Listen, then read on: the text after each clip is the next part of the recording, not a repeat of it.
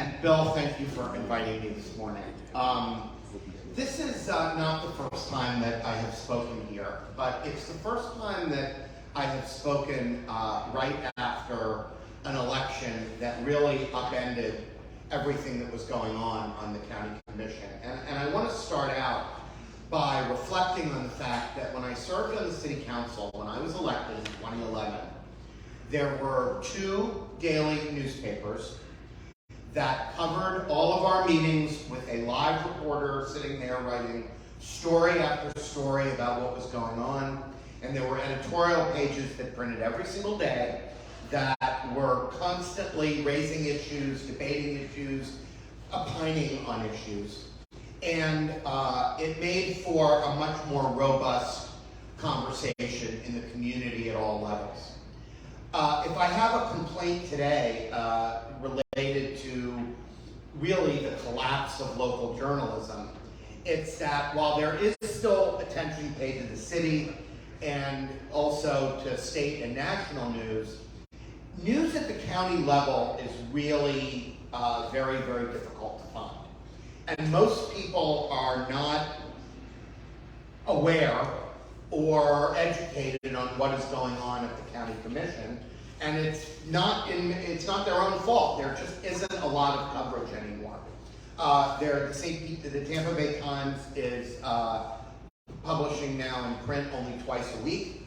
They have one reporter who covers the county commission and the county, and he does a good job, but there's no political reporting anymore about the county.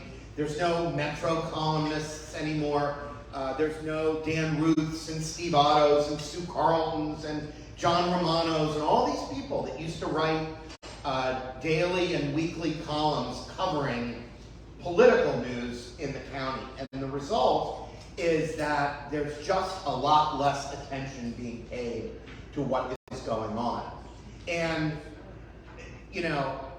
the county commission in the election that just passed underwent a sea change that is larger than we have seen probably in decades. We have 3 new commissioners, 2 eligible incumbents for re-election were replaced, and they were replaced after a campaign in which the issues dividing the candidates were never aired. I'm not going to opine on one side or the other than to say that I don't believe that the election results were the result of any major policy disagreement that the candidates had. Although they do have them, they were never aired in public. There was no robust campaign where people weighed in on one side or the other. It was essentially a campaign where the results followed the top of the ticket and what happened to the governor. 4 years ago, when some of the commissioners who were turned out of office were elected, you had the same dynamic on the other way. But as we've had less and less press coverage, there's no supplemental discussion of the issues. So the first thing I want to say is that I don't think there's a whole lot to read into the election results themselves. The reality is we have new people who have different ideas, and it's going to take some time for us to see how they develop as they become exposed to more and more information. There are a couple of things that we do know, though. I think that the most important is that some of the priorities of the board that just departed are going to shift.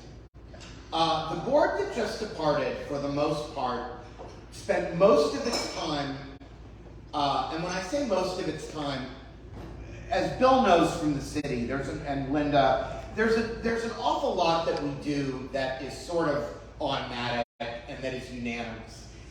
There are a lot of things that we do related to just the day-to-day running of the government where there's no disagreement across party lines, and for the most part, things sort of move deliberately. That's not really what I'm talking about. I'm talking about the areas of the budget and of our policies where we really do have discretion. so much of our money in the county is taken up by the sheriff and fire rescue and our core businesses of waste collection and water and things like that, that there isn't all that much money left over for discretionary spending. But what there is where we have our priorities and our discussions about, you know, where we ought to be spending money. And in the board that just departed, affordable housing was probably the top concern of the board collectively. And we've been doing a lot as a board, particularly in the last year post-COVID, to put money into what I would call small and medium-sized affordable housing projects. Not trying to solve the problem in one fell swoop, but trying to encourage some units over here, purchasing a piece of property over here for 50 or 100 units, and just sort of attacking the problem by chipping away at it, which I personally think we were really starting to be on the way to be very effective at doing. The city obviously has done a lot recently in affordable housing as well. Also putting money into social services, putting money into helping people have relief from the high cost of rent as we've emerged from COVID. And then for the individual commissioners, making sure that money is put in directions that we personally feel strongly about. We have an $8.5 billion budget in Hillsborough County. It is significantly larger than the city's budget, but it's divided into two pots. It's one pot that is paid for by all county residents, a county-wide fund that includes people that live in the city. And then there's another pot that is the unincorporated fund that only provides services for the areas that aren't served by the city. And in the 2 years I've been there, and for some time now, the county-wide fund is fairly stable and does have some money in it.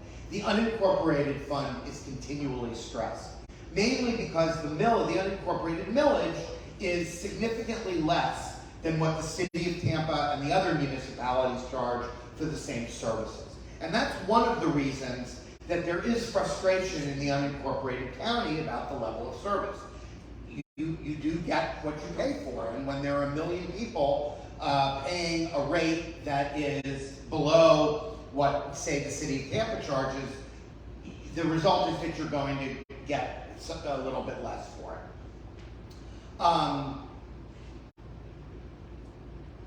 In the county-wide fund, each year, the county administrator, once she is done submitting her recommended budget, which includes all the pay increases and the increases to the constitutional officers and the support of all the county facilities and the support of all the facilities that are used for our court system and our jail and public safety needs. There is some money left over that the commissioners have some discretion over to divide up among themselves. And last year, it turned out to be about $2 or $3 million per commissioner. It's not a huge amount of money in the context of the whole budget, but it allowed each commissioner to sort of have an imprint on things that they care about in the community. For me, the areas that I have tended to focus that money on, number one has been the arts, giving money to the Arts Alliance, but also making significant contributions to the Art Museum's capital project and also to the Strass Center's capital project. The city, under Bill Carlson and at the time John Felder and Guido's leadership, but I believe they did it on a 6-to-1 vote in the CRA, put a significant down payment on the Strass's master plan with a $25 million commitment from the Community Redevelopment Agency. And it's been my desire to follow suit in the county. We put $2.5 million in the first year, $2 million last year, and it's something that I hope to see continue. The legislature, controlled by a different party at the time, from the county commission, let us know that they were watching what we were doing and were going to follow suit in their session after we had made our decision, and they put $5 million into the program as well. So at this point, The Strauss Center is up to about $35 million in public funding, but it still needs the balance of the money from the county and the state in order to have everything that it needs. I do think that these types of earmarks are in danger of going away with the new commission. I say that based on what the people said when they were candidates, and the fact that with the transportation referendum having failed, the prevailing view right now seems to be that we need to find existing money to pay for transportation improvements rather than look to a new revenue source. I think that as time goes on, it's going to become clear that that is a lot easier said than done, and that that is not a realistic way of funding any kind of significant transportation improvement. The cost of widening and repaving roads is so high that you could take all the money you put into the arts and you couldn't get past 3 miles of Lithia Pinecrest and you'd be done with the entire thing. So I think that there is going to have to be some reckoning in terms of the reality of where the money is going and how much is really out there. But that said, I think that we should be prepared for a very new and critical look at the budget by the new commissioners. They are going to be looking for places that they can get money to fund the transportation improvements that are not being funded by the referendum that just failed. That means I think affordable housing is on the table, I think, and all the social services are on the table, and these things are going to be the subject of the discussion going forward as we really get into the meat of how we're spending money. All of these things have constituencies, and any time that you make a spending determination in one direction or the other, you are going to inflame a constituency out there that's going to come in and want to be heard. So it's going to be very interesting to hear how people react to some of this. The problem, getting back to my original point, is that it's very, very difficult to follow it if the press is not constantly putting the pieces together and telling the story. And a lot of it is just sort of going on in a vacuum. So I would encourage everyone to pay attention as we move through the next couple of months. And as the commissioners that are just starting start to really decide what their priorities are going to be.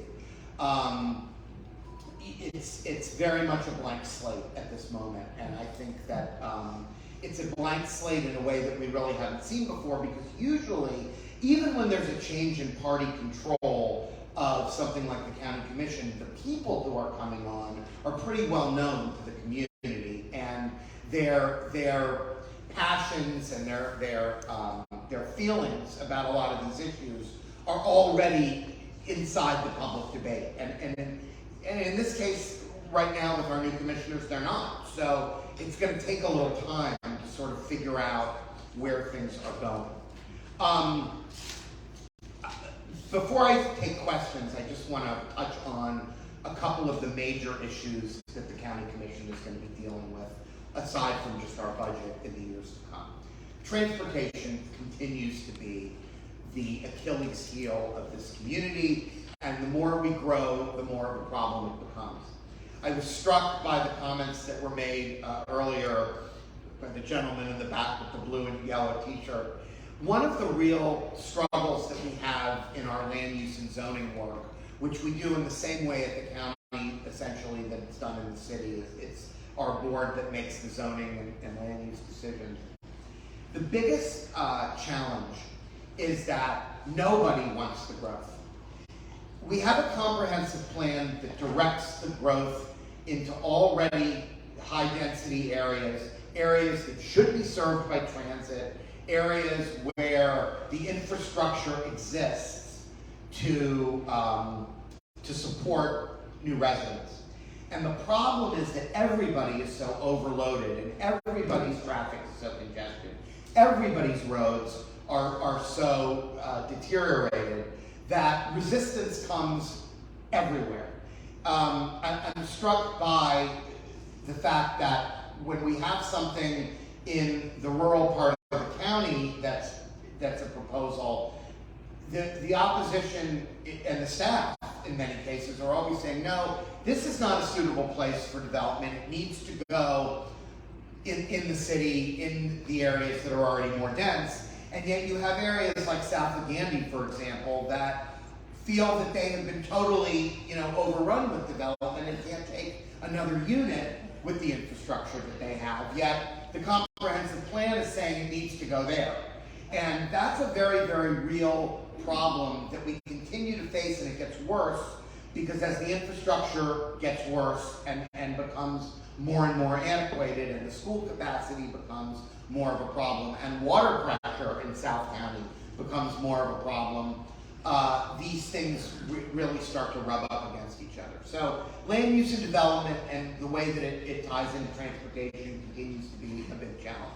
I just want to touch very quickly on water as well. The question of what to do with reclaimed water is a major issue that's out there. I know Bill has worked a lot on this issue over the years. Many of you in the audience have.